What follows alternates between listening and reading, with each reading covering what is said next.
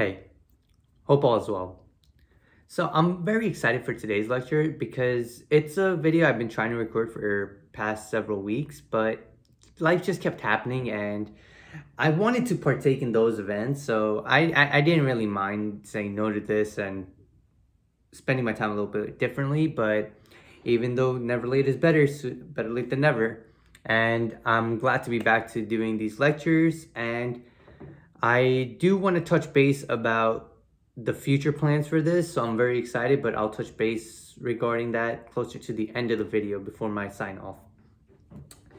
So today's lecture is about cognitive biases, and I'm very excited about this because I have studied them extensively, some might say, throughout my academic career, through my personal life, and my professional ventures.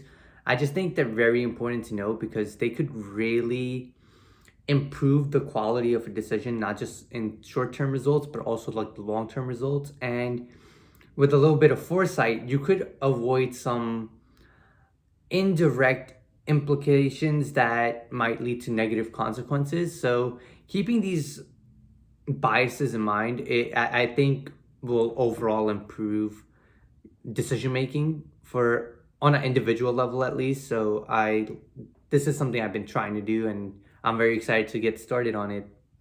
Um, Cognitive biases are pretty much mental shortcut the brain takes. Now, the brain essentially works as a executive function along with many other functions that we're still not sure of. There's still much to be studied about it. However, one general thing that the brain does is act like a executive function, as into making a decision on what to do and how to react to certain scenarios that are, I guess, out of our hands or just in random environments. So it makes a shortcut from prior experience and also some evolutionary survival mechanisms. So, which we'll get into. And this cognitive biases kind of encompasses all the biases that are very strong belief, but either the premise of the belief is incorrect or it's viewed very narrowly. And worst of all, sometimes the information is just lacking. So if you're lacking vital information, you may think you're making the best decision, but it could really not be the ideal decision in even the short term. So knowing that these are just mental shortcuts, I just want to go through a bunch of them, talk about it if I find a story relatable, or if not, I'll talk about the examples. But I'll start with like the number one that always stands out to me, and the one that I've seen people take so much that I'm very cognizant about, and I always take into consideration that it's not coming into play. And it is the sunk cost fallacy. And this is a dangerous one because it's easy to get trapped in without even realizing that you're trapped in it. And what the sunk cost fallacy is that because you put X amount of resources into one project or goal, you're not really getting the outcome that you desire. But because of the already expenditure put in, you don't pull the plug. And I know it sounds like in a conversation that, yes, it's so easy to avoid this, but it's really not. And one really good example that I've seen in many companies is that this happens in the R&D department for pharmaceuticals a lot more than it actually should.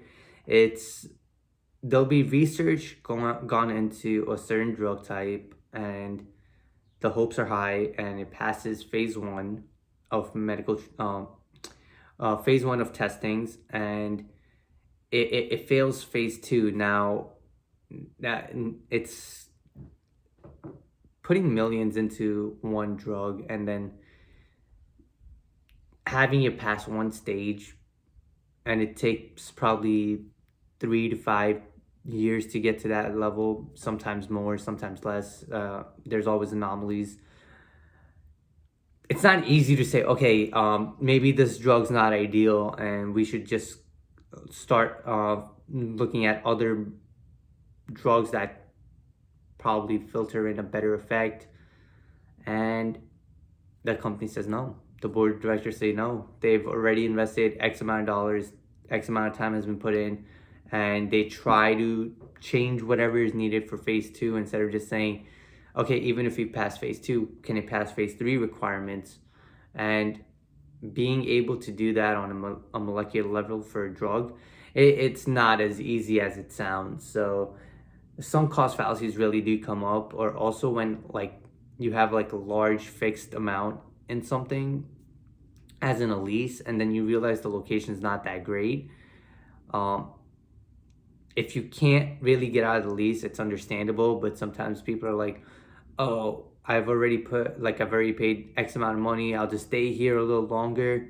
Now that 1 year turns into 2 years, and you could have gotten out the first year, but now you added 2 years on top. Then when you add one more, you wasted 2 years when in the initial year you knew it wasn't working out. So sunk cost fallacy is something that creeps up, and it's easy to get like disillusioned from logistics to the emotional level, because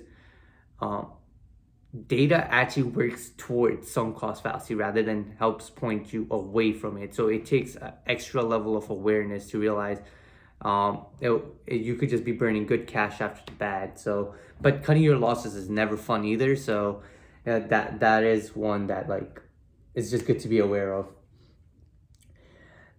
Another one is the anchoring effect, and a lot of salespeople are trained to use the anchoring effect. I know back in the day, it was said that like don't say the price until like the sale is closed, which is kind of I don't know, like that was actually a sales strategy. Like close the deal first, then discuss the price. And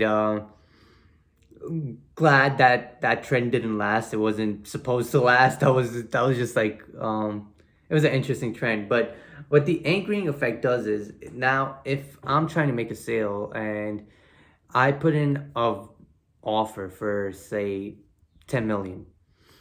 Now anything like ridiculously lower than that, the deal is already not going to go. But the buyer now already has in his head whatever the product or service he's getting is going to be worthy of that price point. And when it comes to negotiating, if depends on what you're doing.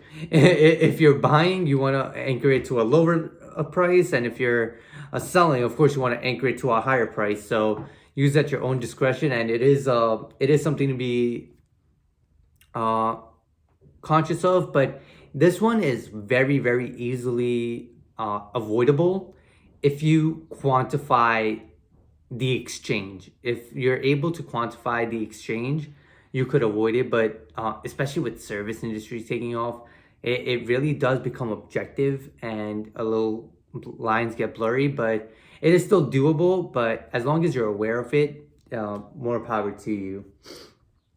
And the next cognitive bias or heuristic is the availability heuristics.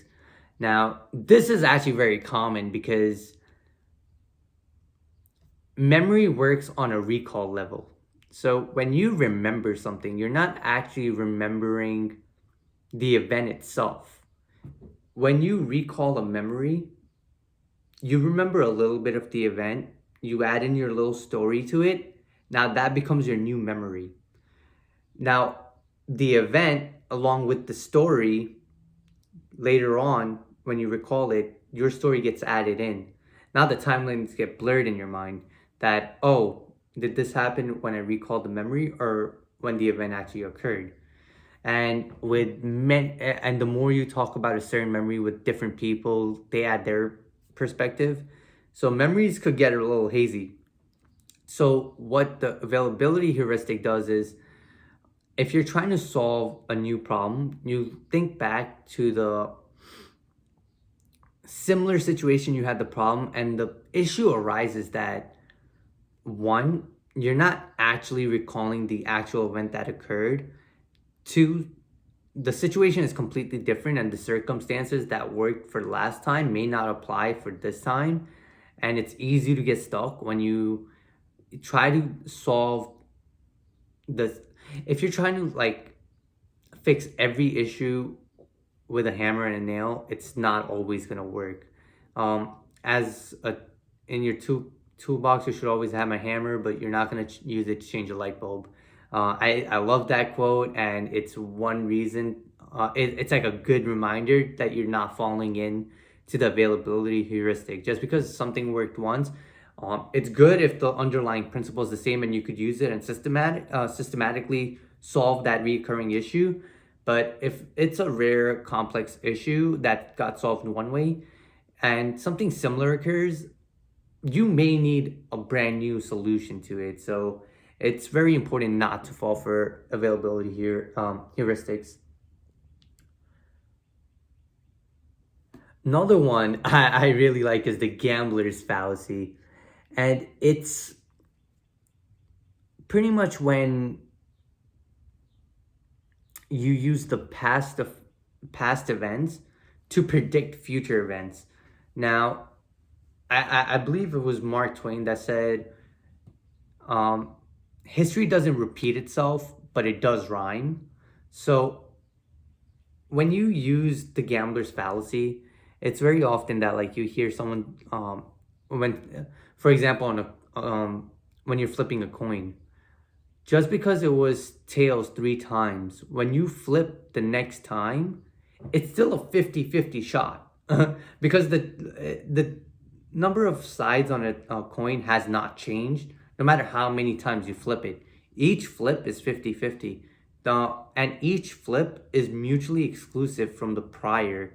So just because it was a certain way 3 tails in a row doesn't mean it has to be a heads next or it'll be a tails again. That's where the gambler's fallacy comes in. You're using mutually exclusive events to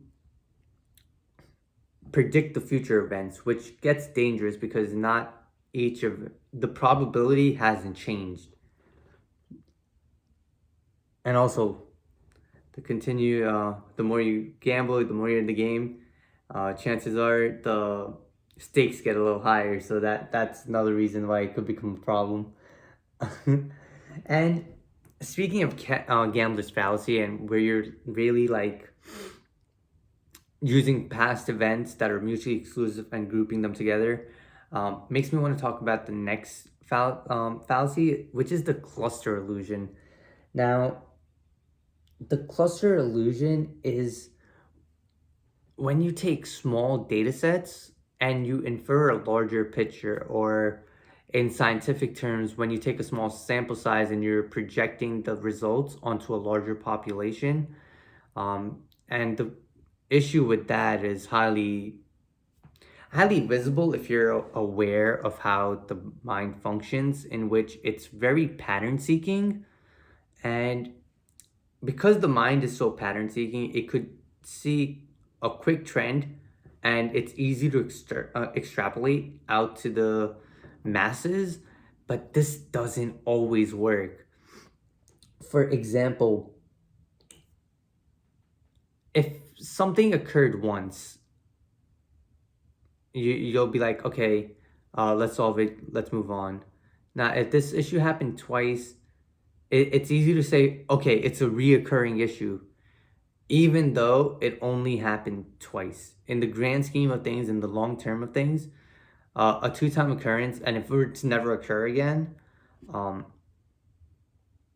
it's not that out of the ordinary. Or if it occurs once every quarterly, it's not something that needs to be addressed rather than strengthening a position that you're already good in.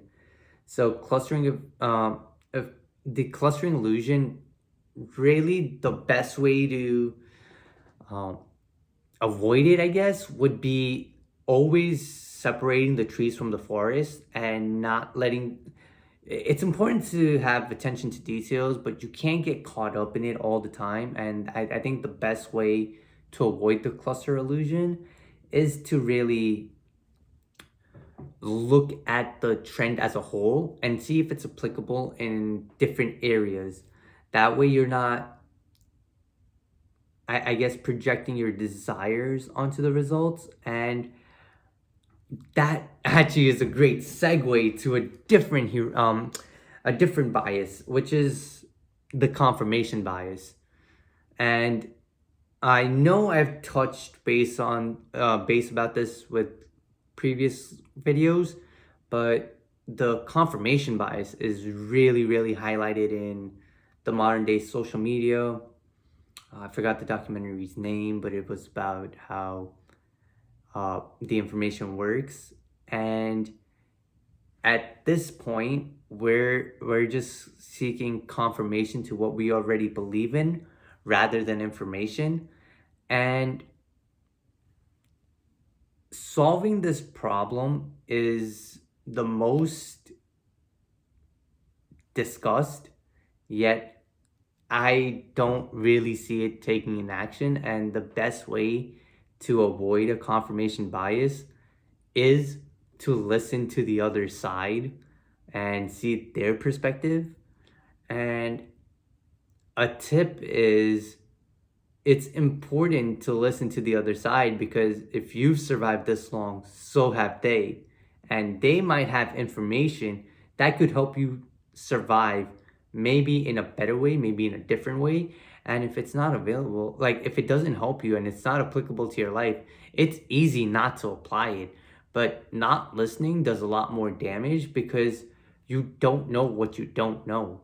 And when you're only seeking confirmation, you live in a bubble that you think everybody lives in. Because if you go on any social media and you like a certain things, you're only going to get information about those things. Those are how algorithms work. And it's easy, if you're spending 10 hours looking at your computer screen at the same information, to believe that, hey, because I'm seeing it for 10 hours, everybody is seeing it for 10 hours. And that's not really how reality works.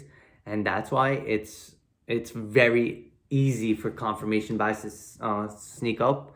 So it's just important. Listen to people you don't agree with, because that's the biggest growth opportunity. And not only is it a good growth opportunity because you might learn something new, you could realize how to make your own argument and your own presentation stronger.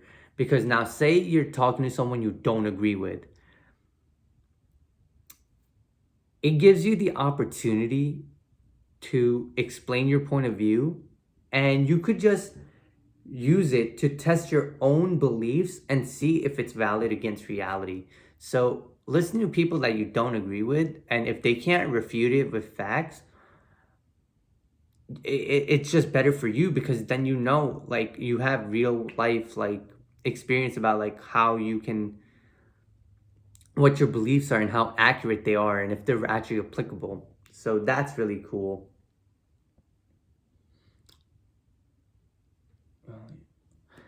Okay. Um, I don't think I can talk about cognitive biases and not bring up the status quo bias, because it is one of the biases that kills companies, man. Like, um, people are happy when something's working. It's easy to get comfortable, and it happened with Blockbuster. Happened with Xerox, BlackBerry. Once you're at the top, it's easy to think that it's nothing's gonna change, but the universe is, the only constant is change. And not adapting, not being up with the trends, that's just gonna leave you in sting. So status quo bias, the only way to I guess avoid it would be just continuously improve, because when you stop improving, the decline starts, because nothing really stays the same. Maybe momentarily, maybe in the short term everything will seem the same, But if you're not improving, if you're not getting better, you're most likely on the decline. So it's important to stay hungry no matter where you are. And hmm,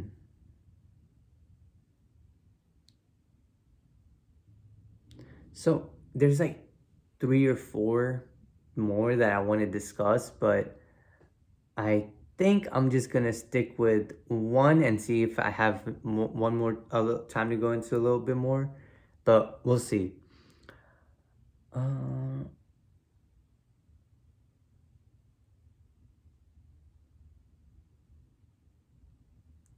so let's go with reactive devaluation because this one's actually pretty cool. It's something that I guess it's still, I'm gonna piggyback off confirmation bias and um, I guess I could group in status quo bias too for this because it's the reactive devaluation is gonna play a role in both of them coming into effect. So if we could avoid this, um, it could be more helpful. And it's pretty much you're devaluing an idea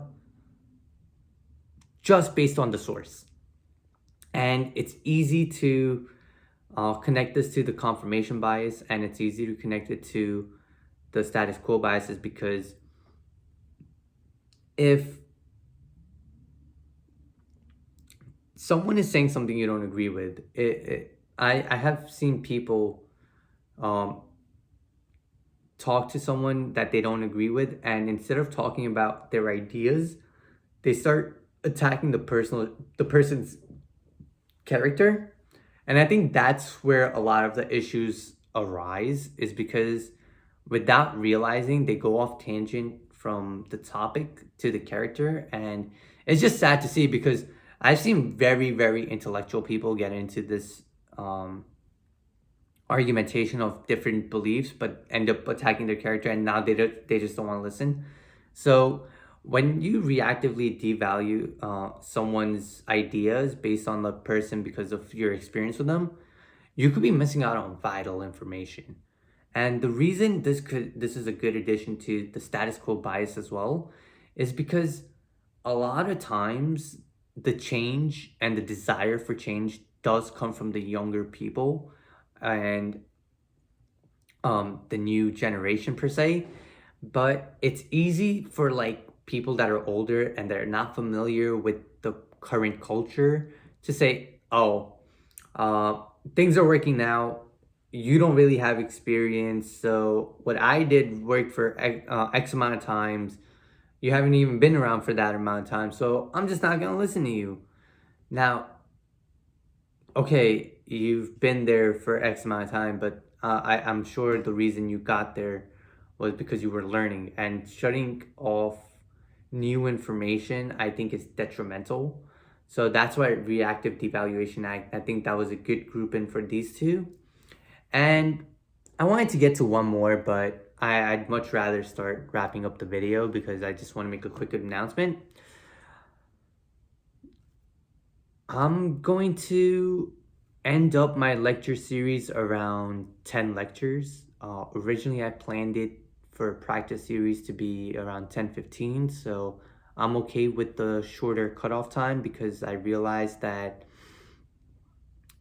whether I'm at 10 or 15, I'm still not going to be comfortable, but sometimes you just gotta start and hope it takes off from there. And yeah, and after these practice series, because initially these lectures are for a lot of jokes because the I especially the beginning ones, they were kind of on the fly and kind of on the go. So I think down the line I will look at it and kind of cringe at myself, but it's quite all right. I'm actually looking forward to it.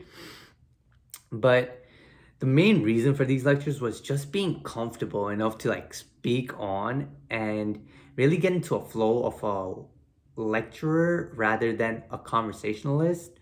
And there were definitely skill sets that I had to learn that I was not really excelling in at that at the start, and I know I have continuous improvement to go on, but like I said, this is all my past videos were really, really good. This one's better, and the best one hasn't even been recorded yet. So, with that being said, and with everything going on in the world, I appreciate you spending some time with me. Take care.